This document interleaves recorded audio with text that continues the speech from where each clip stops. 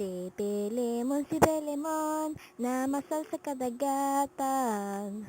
Nakakuha, o gistang tabasakan. Gibaligya, sa merkadong guba. Ang halin pulos kura, igo lang ipanuba.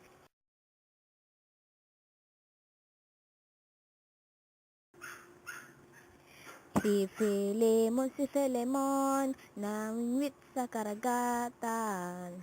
Nakahuli, ng istang tambasakan. Pinagbili, sa sira-sirang palengke. Ang kanyang pinagbilan, pinambili ng tuba.